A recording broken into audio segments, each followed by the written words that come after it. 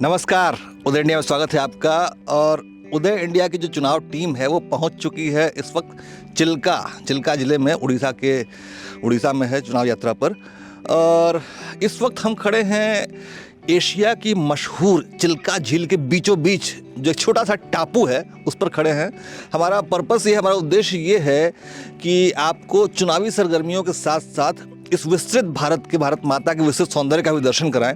तो मैं अपने दर्शकों को बता दूं कि हमारे आसपास जो आप पानी का जो समंदर, विशाल अथाह समंदर देख रहे हैं, ये एशिया की सबसे बड़ी अर्ध खारी झील है चिल्का लेक, जो कि उड़ीसा में पुरी, खोर्धा और गंजम जिलों के बीच स्थित है। और मैं आपको बताऊं कि ये अर्ध खारी झील क्यों है, क्योंकि half salty half fresh water झील है, कहते हैं इसको, क्योंकि इसका एक हिस्सा समंदर से मिलता है और समंदर से खारा पानी इसमें आता है, लेकिन साथ साथ इसमें 52 फ्रेश वाटर की धाराएं भी मिलती हैं, जैसे भार्गवी नदी, दया नदी, माकरा नदी, मालगुड़ी नदी, लुणी नदी इसमें आके मिलती है, जिसकी वजह से इसमें फ्रेश वाटर भी मिलता है और साल्टी वाटर भी मिलता है, समुद्री पानी मिलता है। इस वजह से ये अर्ध खारी झील मानी जाती है। ये चिल्का लेक जो है वस्तुतः इस क्षेत्र की लाइफलाइन है। यहाँ पे मत्स्य पालन, मतलब मछलियाँ होती है प्राकृतिक तौर पे। यहाँ पे टूरिज़्म, देश भर के टूरिस्ट आते हैं और बहुत सारी गतिविधियाँ होती हैं, लेकिन इस क्षेत्र का जितना विकास होना था उतना विकास हुआ नहीं है। आप देख सकते हैं कि यहाँ पे बहुत ज़्यादा संख्या में टूरिस्ट मौजूद नहीं हैं, जो कि मौसम बड़ा अच्छा है, इस समय टूरिस्ट होने चाहिए थे, लेकिन क्योंकि टूरिस्ट डेवलपमेंट का काम ही नहीं हुआ यहाँ पे, इस जगह पे। और इस झील की अधिकतम लंबाई 64.3 किलोमीटर है, यानी लगभग 40 मील, और इसका सतही क्षेत्रफल 900 किलोमीटर यानी 347 वर्ग मील का है। ये एक बहुत बड़ी प्राकृतिक झील है। तो हम आपको चिल्का झील के बारे में बता रहे थे, और इस झील का संबंध जो है ना, मानव जाति के उद्गम से है।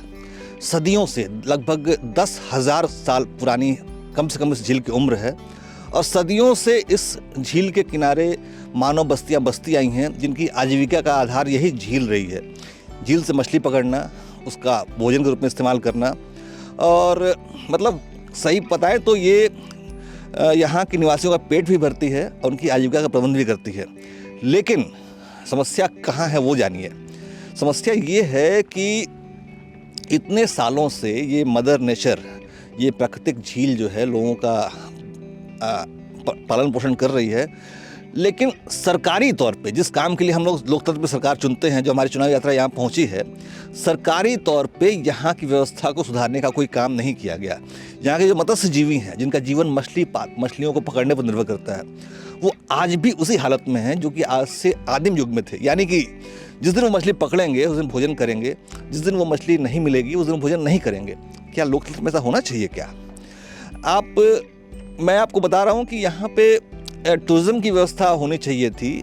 सर्दियों का मौसम होता है जब यहाँ पे माइग्रेटरी बर्ड्स आते हैं, प्रवासी पक्षी आते हैं दुनिया के कई कोनों से, उनको बर्ड वॉचर्स आते हैं।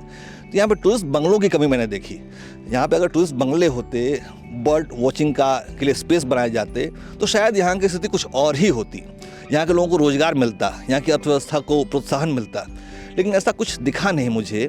तो ये विशुद्ध तौर पे यहाँ की स्थानीय सरकार का फेल्योर है। अब सोचिए कि अगर कई पीढ़ियों से कोई व्यक्ति झील पर ही निर्भर है, तो उसकी व्यवस्था, उसके लिए नई बोट्स के लिए कर्ज की व्यवस्था होनी चाहिए, मत्स्य पालन के लिए मार्केट होना चाहिए, मछलियों को पकड़ के रखने के लिए मतलब फ्रिज होना चाहिए सरकारी तौर पे, और उसके एक्सपोर्ट की व्यवस्था होनी चाहिए, क्योंकि चिल्का की मछलियाँ बहुत फेमस हैं, दुनिया भर में पसंद की जाती हैं, तो उसका एक्सपोर्ट भी होना चाहिए। लेकिन ऐसी व्यवस्था यहाँ दिखाई नहीं दे रही है। तो लेकिन चिल्का के लोग, जिस क्षेत्र के लोग, जो 3 ज़िले हैं यहाँ के, जो कि इस झील पर निर्भर हैं, वो लोग इस बात से बहुत दुखी हैं कि सरकार किसी की भी हो, उनकी समस्याओं पर उनका ध्यान नहीं जाता है। ये एक गंभीर बात है। तो हम आपको चिल्का झील के राजनीतिक और आर्थिक महत्व के बारे में बता रहे थे। आपको बताते हैं इसके सांस्कृतिक महत्व के बारे में। तो आज से 400 साल पहले पुरुषोत्तम दास नाम के एक संत कवि थे, उन्होंने भगवान कृष्ण की कविता लिखी कि कैसे माणिकी नाम की एक ग्वालन जो कि चिल्का के किनारे दूध बेचने आती थी और उसको कृष्ण के दर्शन हुए। तो ये वही चिल्का झील है, मैं आपको दिखा रहा हूँ कि उसी चिल्का झील के किनारे माणकी नाम की दूध वाली को कृष्ण के दर्शन हुए, उसने उसका नृत्य किया।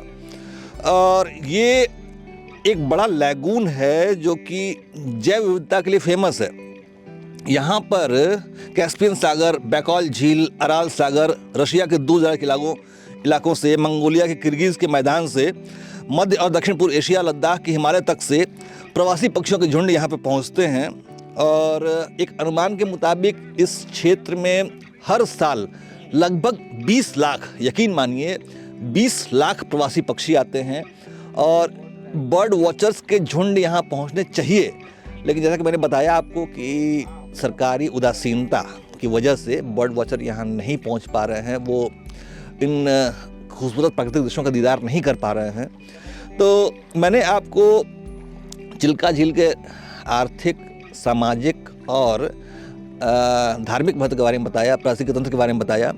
उदय इंडिया की टीम ऐसे ही देश के हर कोने में चुनाव के दौरान पहुंचेगी और आपको वहां के प्राकृतिक सौंदर्य का दर्शन कराएगी। राजनीतिक गतिविधियां तो हम दिखाते ही रहते हैं, लेकिन हमारा उद्देश्य है कि हम आपको वैरायटी ऑफ न्यूज़ दिखाएं, अलग अलग तरीके के दृश्य दिखाएं। सहयोगी सात्विक उपाध्याय के साथ अंशुमान की रिपोर्ट, उदय इंडिया के लिए।